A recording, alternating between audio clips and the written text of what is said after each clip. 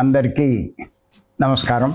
కార్యక్రమం ప్రారంభించే ముందు గురువు గారు బ్రహ్మర్షి పత్రి గారికి ఒక్కసారి మనం ధన్యవాదాలు చెప్పుకుందాం. మనం ఆశ్చర్యకరమైన విషయాల గురించి చెప్పుకుంటాం. ఈ ఆశ్చర్యకరమైన విషయాల్లో ప్రాపంచికమైనవి ఉన్నాయి, ఆధ్యాత్మికమైనవి కూడా ఉంటాయి. ఉండడం ఏంటి, ఉన్నాయి. ప్రాపంచికంలో అందరూ చెప్తారు, ఆధ్యాత్మికమైనవి కొందరే చెప్పగలరు. ఇప్పుడు మనం ఆధ్యాత్మిక మార్గంలో ఉన్నాం కాబట్టి ఈ మార్గంలో ఆశ్చర్యకరమైనవి ఏమిటో కొన్ని తెలుసుకుందాం. మనం ఈరోజు మరికొన్ని విషయాలు తెలుసుకుందాం. ఇంకొక ఆశ్చర్యకరమైన విషయం ఏమిటంటే, ఎందుకోసమైతే జన్మ తీసుకున్నామో అది చెయ్యకుండానే తిరిగి వెళ్ళిపోవడం ఆశ్చర్యకరం. ప్రతి ఒక్కళ్ళు కూడా ఏం చేస్తారంటే, మనమేంటి ఎవరైనా ఏదో ఒక విషయం సాధించడం కోసం, ఈ జన్మలో ఏదో ఒక విషయం సాధించడం కోసం చక్కగా ప్రణాళిక వేసుకుని, అంటే భూమి మీదకి వచ్చే ముందు ఒక పథకాన్ని వేసుకొని ఆ పైలోకాల్లో దాని గురించి రిహార్సల్స్ చేసుకొని, రిహార్సల్స్ అంటే మీరు చూడండి, పరీక్షలకి వెళ్ళే ముందు ఆ విద్యార్థులు ఎన్నిసార్లు చదువుతారు, దాన్ని ఎన్నిసార్లు చూసుకుంటారు, మర్చిపోతామనే పైన కూడా అలాగే ఇన్ని చేస్తారు. చేసుకొని భూమి మీదకు వచ్చి అది మర్చిపోయి ఏదేదో చేసుకొని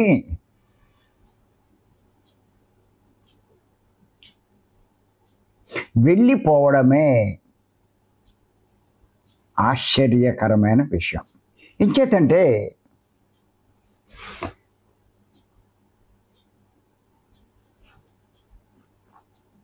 ఇవన్నీ అనుకున్నది మనమే. ఈసారి ఏమైనా ఇది నేను సాధించాలి అని నిర్ణయించుకున్నది మనమే. ఈసారి ఏమైనా సాధించాలి అనుకున్నది మనమే. ఆ పైలోక మాస్టర్స్ దగ్గర నేర్చుకొని నిర్ణయించుకొని ఈసారి ఏమైనా సరే నేను సాధిస్తాను అని అనుకుని తీరా వచ్చిన తర్వాత దాన్ని పూర్తిగా మర్చిపోయి ఏదేదో చేసి మళ్ళా వెళ్ళిపోవడమే చాలా ఆశ్చర్యకరమైన విషయం. ఇక్కడ ఏంటంటే, మీకు అనిపించవచ్చు, లేకపోతే మీరు అనుకోవచ్చు, ఎందుకు మర్చిపోతున్నామండి మేము అలా? ఎందుకు మర్చిపోతున్నారు అంటే,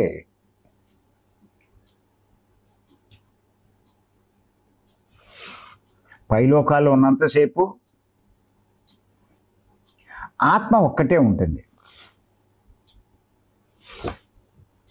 కానీ భూమి మీదకి వచ్చి శరీరంలో ప్రవేశించాక ఈ ఆత్మ పైన మనసు అనేది ఒకటి ఉంటుంది, దానిపైన ఈ దేహం అనేది ఒకటి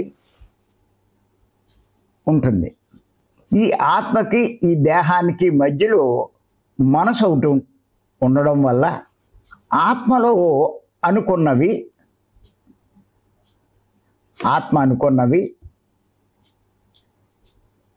మధ్యలో ఈ మనసు ఉండడం వల్ల ఈ దేహానికి స్ఫురించవు. అంచేత ఇవన్నీ మర్చిపోతారు. ఇంకా కొంతమంది భూమి మీదకి వచ్చాక ఆహార నియమాలు సరిగ్గా పాటించకపోవడం వల్ల ఈ మనసు మలినమై దట్టమైన నల్లని మేఘంలా తయారైపోతుంది. సూర్యుడు ఎంత శక్తివంతమైనా ఆయన ప్రకాశం భూమి మీద కనిపించదు. మబ్బు వల్ల, నల్లటి మేఘాల వల్ల చీకటిగానే ఉంటుంది. అలాగే ఆత్మ ఎంత శక్తివంతమైనా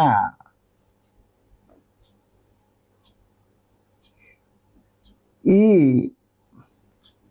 మలినమైన మనసు వల్ల ఆత్మ యొక్క ప్రకాశం, ఆత్మ యొక్క జ్ఞానం, ఆత్మలో అనుకున్నవి ఏవి దేహానికి అందవు. ఆ ఎదురుగుండా ఉన్నవి తప్ప పైలోకాల్లో అనుకున్నవి వీళ్ళకి స్ఫురణకు రావు. ముఖ్యంగా ఈ మాంసాహారం రజోగుణ ప్రధానమైనటువంటి ఆహారాలు, తమోగుణ ఆహారాలు,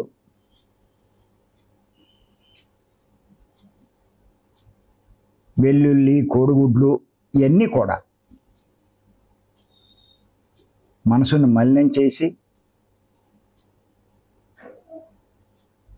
ఒక దట్టమైన మేఘంలా ఆత్మ చుట్టూ ఆవహించి ఉంటుంది. ఇంకా తెలీదు, ఎదురుగుండా ఏది కనిపిస్తే అది సరైంది అనుకుంటారు, అదే కరెక్ట్ అనుకుంటారు, అలాగే జీవిస్తారు. మళ్ళీ చనిపోయినప్పుడు ఏం చేస్తారంటే ఇవన్నీ వదిలేస్తారు, ఈ దేహం వదిలేస్తారు, ఇవన్నీ వదిలేస్తారు. ఆత్మ ఒక్కటే పైకి వెళ్తుంది.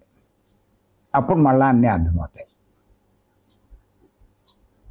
అందుకే పత్రి గారు అంటారు, నువ్వు దేహం ఉంటేనే మాయలో ఉంటావు, చనిపోతే మాయలోంచి బయటపడతావు అంటారు.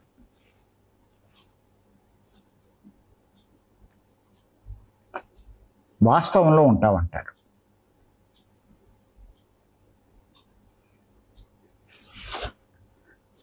అప్పుడు తెలుస్తుంది నువ్వు అనుకున్నవన్నీ అక్కడ స్ఫురణకు వస్తాయి. అయ్యో అనుకుంటారు. కానీ జీవించి ఉండగానే అనుకున్నవి స్ఫురణకు రావాలి అంటే పత్రి గారు మనకు అందించినటువంటి ఈ శ్వాస మీద ధ్యాస ధ్యానాన్ని చాలా తీవ్రంగా చేయాలి. సాత్వికమైన శాకారం తీసుకుంటూ అలా చేసినప్పుడు ఈ మనసు శుద్ధి అవుతూ ఉంటుంది. మనసు ఎంత శుద్ధమవుతే ఆత్మ అంత ప్రకాశిస్తుంది.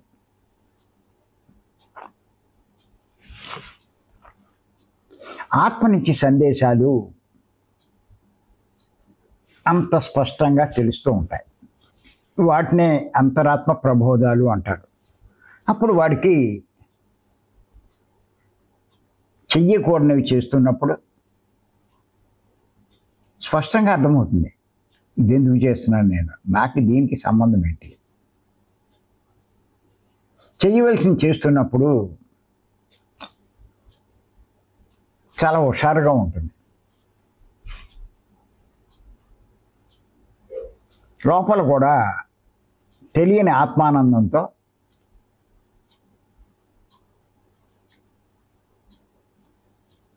వాళ్ళు పొంగిపోతూ ఉంటారు. మనం ఆత్మకు నష్టం కలిగించే మన ప్రణాళికకు భిన్నంగా ఏ పని చేస్తున్నా హెచ్చరిక తెలుస్తూ ఉంటుంది. అటు వెళ్ళం, ఆ పని చెయ్యం, అనుకున్న ప్రకారమే చేస్తూ ఉంటాం. ఇంకా ఆశ్చర్యపోవాల్సిన విషయం ఏముంది? అనుకున్న ప్రకారం చేస్తారు, సాధిస్తారు, ఇంకా ఎక్కువగా కూడా చేస్తారు అనుకున్న దానికంటే. బోనస్ పాయింట్లు కూడా సంపాదించుకుంటారు.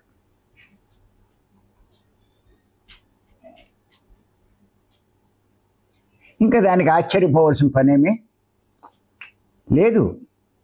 అంచేత పైకి వెళ్ళాక ఆశ్చర్యపోవాల్సింది ఏం లేదు. చేయవలసింది చేశారు, సాధించవలసింది సాధించారు, పొందవలసింది పొందారు. ఇంకా ఆశ్చర్యపోయేది ఏముంది?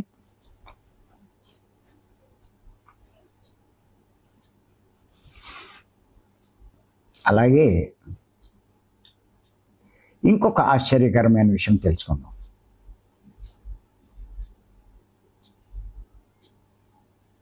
ఏంటంటే, సత్యం కోసం వచ్చిన వాళ్ళం ఆ సత్యాన్ని తెలుసుకోకుండా వెళ్ళిపోవడమే ఆశ్చర్యకరమైన విషయం. మనం అంతకుముందు జన్మల్లో సత్యాన్ని తెలుసుకోకుండా జీవించాం. సత్యం అంటే ఏంటో తెలుసుకోలేదు, సత్యం అంటే ఏంటో తెలీదు, సత్యంలో జీవించలేదు.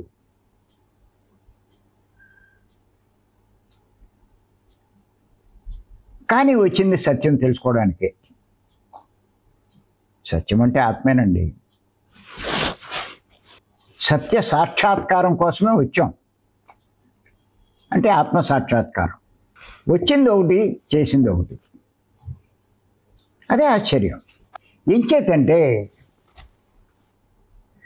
ఈ మాయా ప్రపంచంలో సత్యాన్ని వదిలిపెట్టి అన్నిటికీ ప్రాముఖ్యం ఇస్తాం.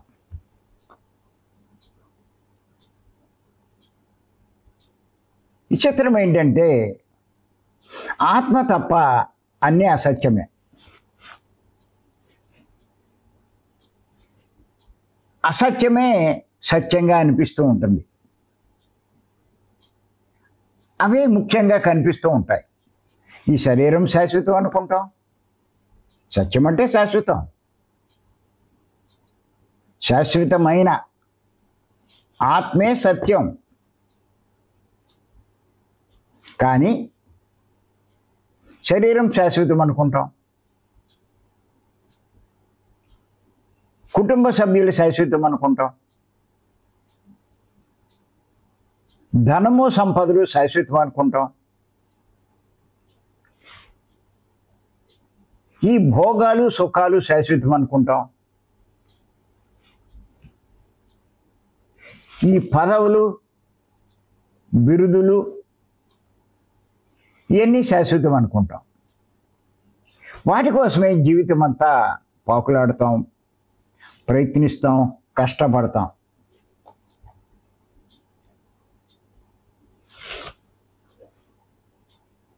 ఎన్నో సమకూర్చుకుంటాం.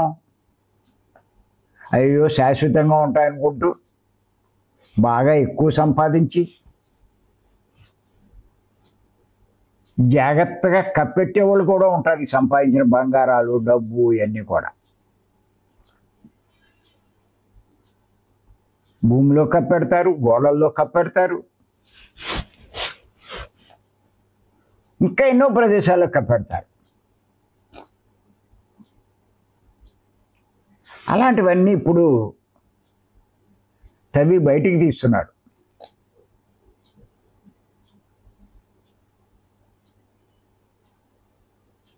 అరే ఇలా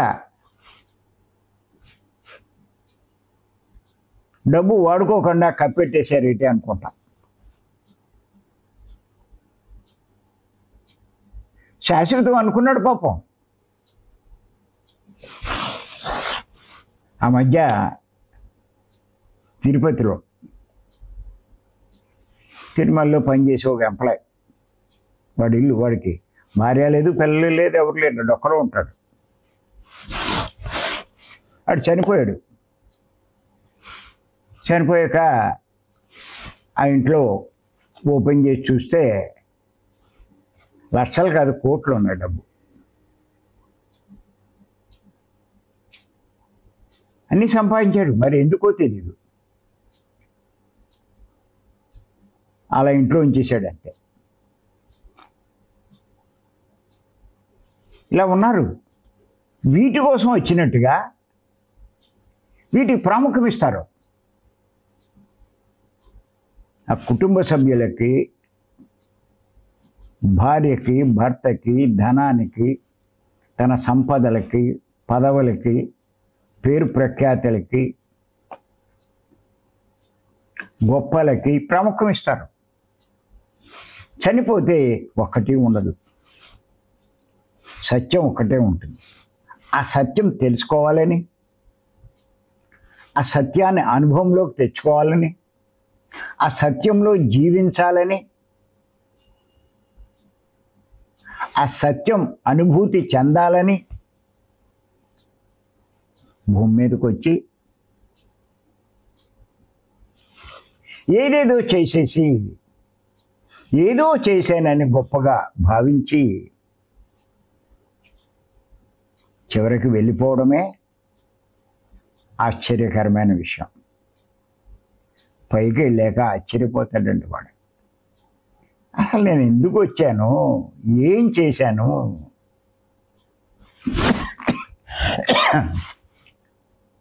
ఎంత తెలివి తక్కువ పని చేశాను,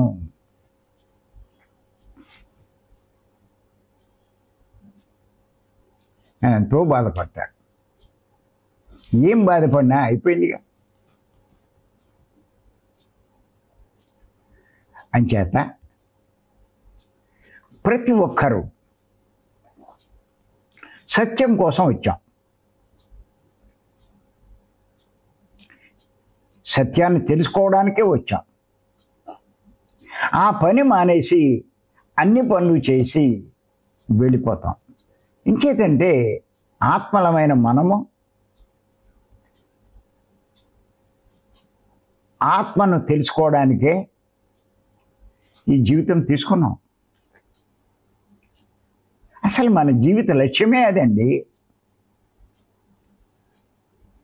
పూర్ణాత్మ నుంచి వచ్చిన మనం పూర్ణాత్మ స్థాయికి ఎదగడం కోసమే, అది తెలుసుకోవడం కోసమే భూమి మీదకి వచ్చాం, దేహం తీసుకున్నాం. అది ఒక్కటి తప్ప అన్నీ చేస్తాం. చాలా విచిత్రం ఇది, ఆశ్చర్యం.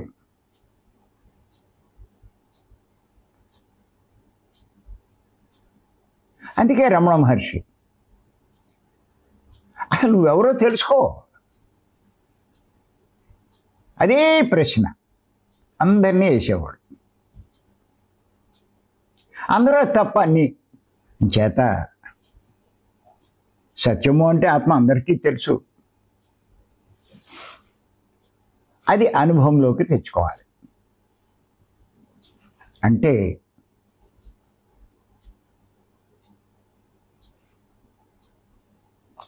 నువ్వు ఆత్మగా జీవించాలి.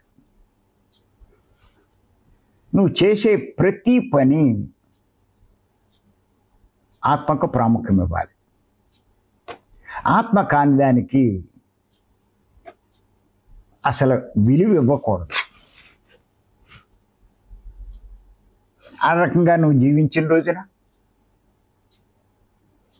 సత్యం అనుభవంలోకి ఆటోమేటిక్గా వస్తుంది.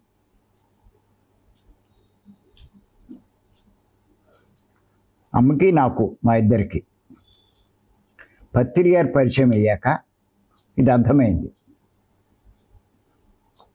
అప్పటి నుంచి మా జీవితమే మారిపోయింది. నేను దేహం అన్నట్టుగా జీవించిన వాళ్ళం, నేను ఆత్మ అన్నట్టుగా జీవించడం మొదలెట్టాం. మెల్లిమెల్లిగా తెలుసుకునే కొద్దీ ఇంకా బాగా ఆ రకంగా జీవిస్తున్నాం. అంచేత ఇవన్నీ తెలుసుకోవాలి మనం. సత్యం కోసం భూమి మీదకి వచ్చాం. కానీ ఆ సత్యాన్ని తెలుసుకోకుండా వెళ్ళిపోతే పైకి వెళ్ళాక మళ్ళా దుబ్బులు పడతాయి. చనిపోయిన తర్వాత ప్రశంసలు పొందాలి, విమర్శలు కాదు పొందవలసింది, ప్రశంసలు పొందాలి. బాగా చేసుకొచ్చావు నాయనా, అనుకున్న దానికంటే బాగా చేసావు, ఏం చేయాలో చేసావు, ఏం సాధించాలో సాధించావు అనే ప్రశంసలు పొందగలిగితే భూమి మీద నువ్వు ఆ జీవితంలో సక్సెస్ అయినట్లు లెక్క. నిన్ను చూసి ఎవడో ఆశ్చర్యపోడు. అంచేత జీవితంలో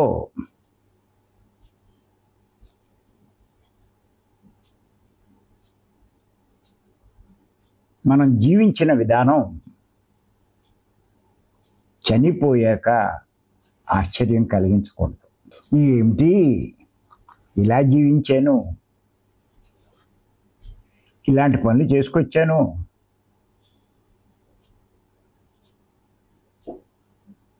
అని అనుకోకూడదు.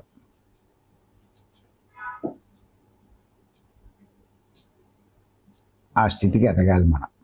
భూమి మీద మనం సక్సెస్ అయినట్టు.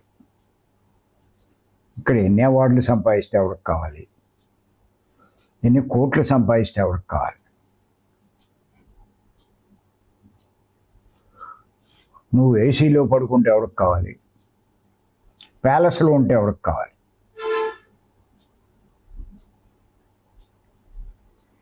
ఎందుకు వచ్చావో చేసావా లేదా, ఇవన్నీ ఇక్కడే ఉండిపోతాయి,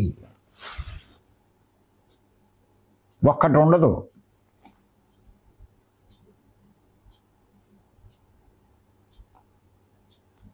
అసలు మీరు చూడండి,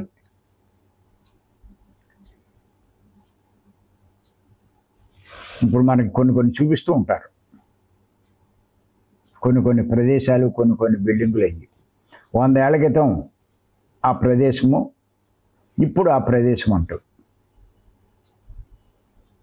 ఇంకా కొన్ని చోట్ల చూస్తే అసలు ఆ ఊళ్ళు ఉండవు, ఆ గ్రామాలు ఉండవు, ఆ పట్టణాలు ఉండవు. అదే 200 సంవత్సరాలు వెనక్కి వెళ్తే ఏమీ కనిపించదు. 500 సంవత్సరాలు వెనక్కి వెళ్తే ఏమీ మొత్తం ఉండదు.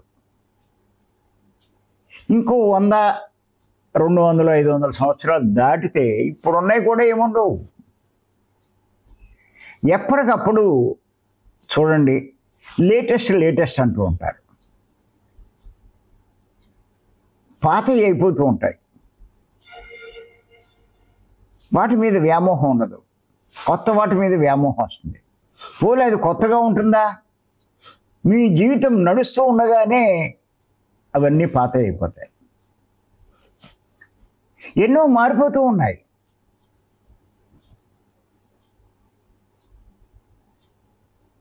ఆశ్చర్యం కలుగుతూ ఉంటుంది అది. అలా మారిపోయేవన్నీ పట్టుకుంటున్నాం, అయ్యే గొప్ప అనుకుంటున్నాం.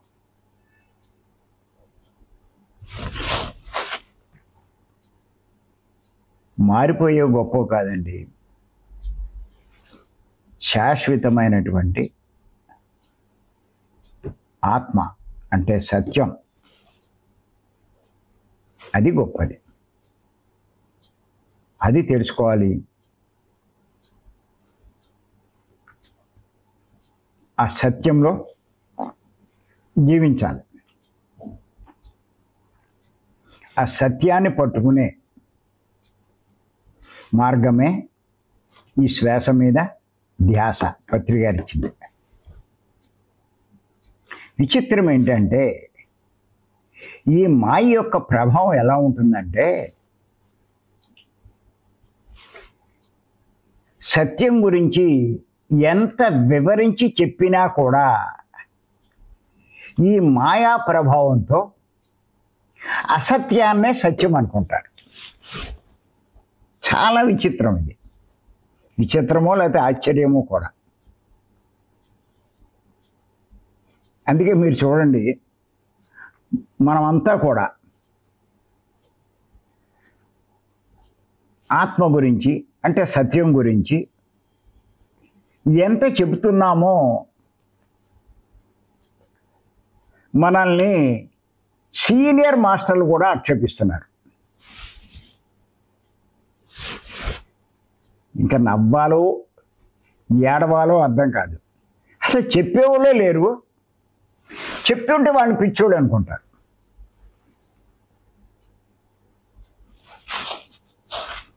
ఇప్పుడు పరిస్థితి ఎలా ఉంది అంటే,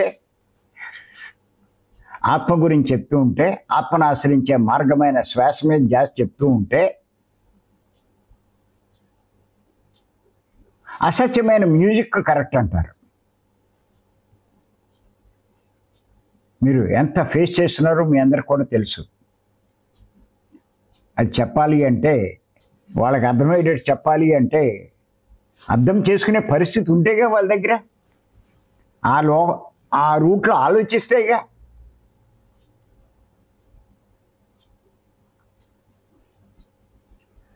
వీడియోలు పెట్టిన వాళ్ళకి అర్థం కావట్లే. పుస్తకాలు విపులంగా రాసి ఇచ్చినా చదవరు. మళ్ళీ చాలా సీనియర్ మాస్టర్లు వీళ్ళంతా. సీనియర్ మాస్టర్ పరిస్థితి ఎలా ఉంటే సామాన్యమైన జ్ఞానులకి ఏం అర్థమవుతుంది చెప్పండి? దాన్ని బట్టి అర్థం చేసుకోండి. సత్యాన్ని తెలుసుకోవడం అంత తేలికే కాదు, ఆషామాషి విషయం కాదు.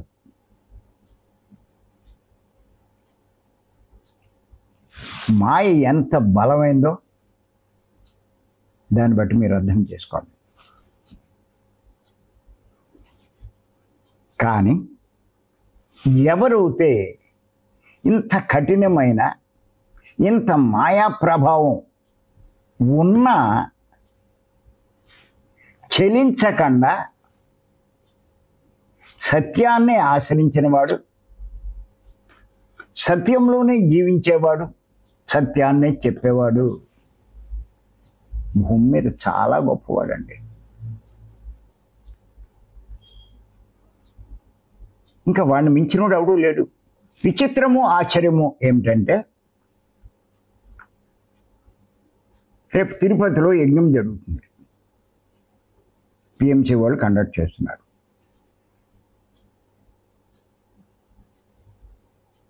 బాబు ప్రతి క్షణము సత్యదర్శనం అని అక్కడ అసత్యమైనటువంటి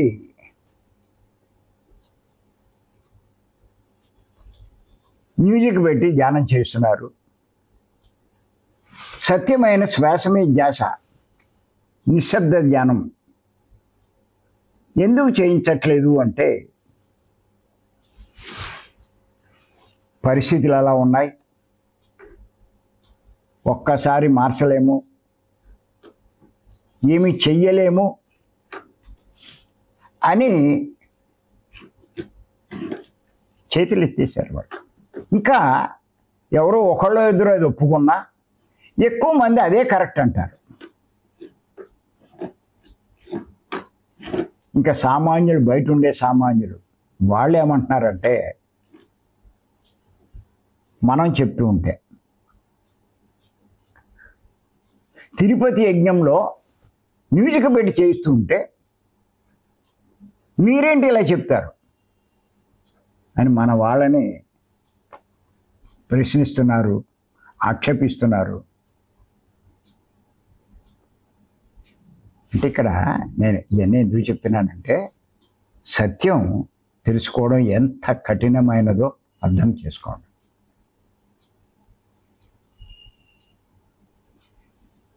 ఈ భూమి మీద మాయా ప్రభావం ఎంత బలంగా ఉంటుందో ఒక్కసారి ఊహించుకోండి. ఇలా చనిపోగానే మీరు ఈ మాయ నుంచి బయటపడతారు. కానీ జీవించి ఉండగా, భూమి మీద ఉండగా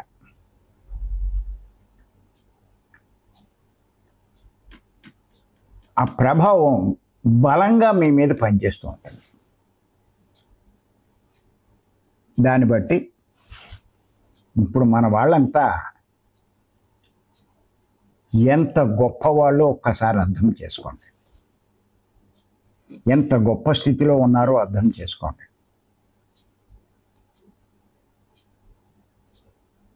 కోట్ల మందిలో మీరు చాలా కొద్ది మంది. ఏం చేస్తారు? అందరూ అదే అంటుంటే మీకే డౌట్ వస్తుంది.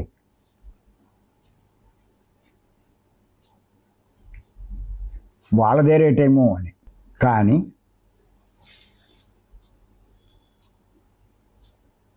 మీరు సత్యాన్ని అవగాహన చేసుకుంటే ఎవడు ఎన్నన్నా మనం లెక్క చేయం,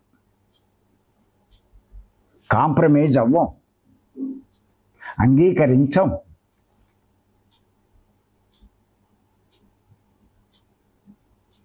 దేనికోసం వచ్చామో ఆ సత్యం కోసమే జీవిస్తాం, దాన్నే అనుభవంలోకి తెచ్చుకుంటాం. పైకి వెళ్ళిన తర్వాత ఎంతో గొప్ప స్థితికి చేరుకుంటాం. చాలా కొద్ది మంది ఉంటారండి భూమి మీద దృఢ చిత్తులు.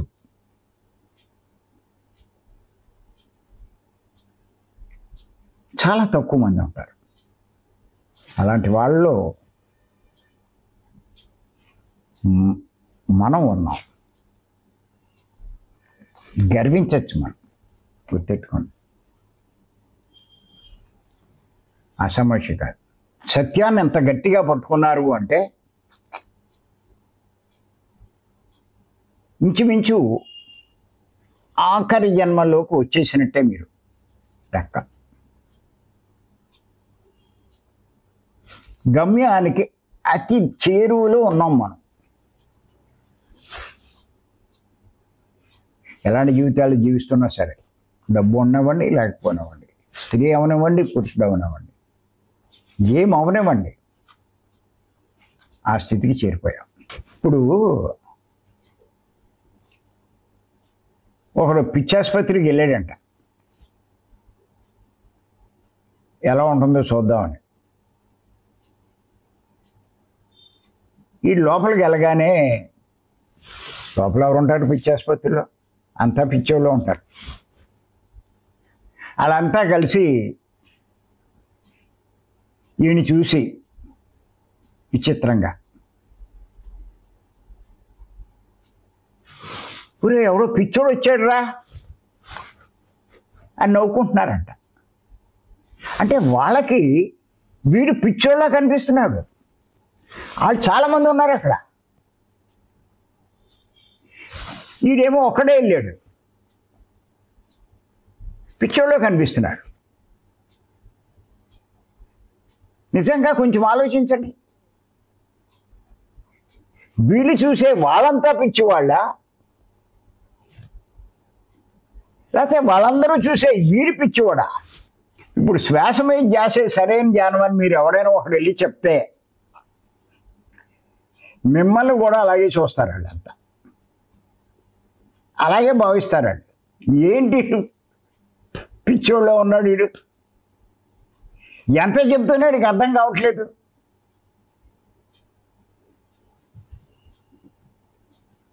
భలే నవ్వుకుంటారు లేక. మరి వాళ్ళని చూసి మనం నవ్వుకోవాలో, మనల్ని చూసి వాళ్ళు నవ్వుకోవాలో, చాలా విచిత్రంగా ఉంటుంది ఈ పొజిషన్. కానీ ఏదైనా సత్యము సత్యమే. మీరు సత్యం బుక్కు మళ్ళా మళ్ళా చదవండి.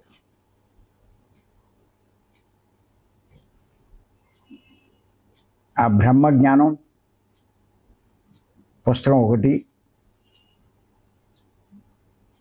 ఈ రకమైన పుస్తకాలు కొంచెం పదే పదే మీరు చదువుతూ ఉండాలి. ఇప్పుడు ఈ నెల రాదు కానీ మీకు వచ్చే నెలకు వస్తుంది ఒక పుస్తకం. కఠోపనిషత్తులో యమధర్మరాజు నచికేతుడికి చేసిన బోధ.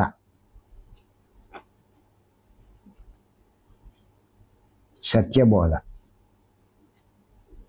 చాలా గొప్పగా ఉంటుంది.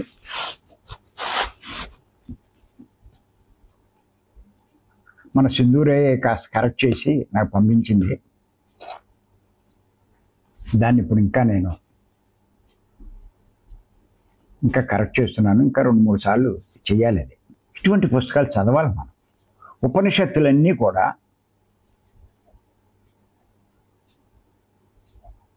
సత్యాన్ని తెలిపేవే. అంచేత గుర్తుపెట్టుకోండి, మనమంతా కూడా సత్యం కోసం వచ్చిన వాళ్ళం. అది తెలుసుకునే మనం వెళ్తున్నాం, ఆ రకంగా జీవిస్తూ వెళ్తున్నాం. ఇంకెంతకన్నా ఇది ఆశ్చర్యపోయే విషయం మనకి కాదు, బయట వాళ్ళకి ఆశ్చర్యం. రేపు మరి కొన్ని ఆశ్చర్యకరమైన విషయాలు సృష్టిలో తెలుసుకుందాం. Thank you.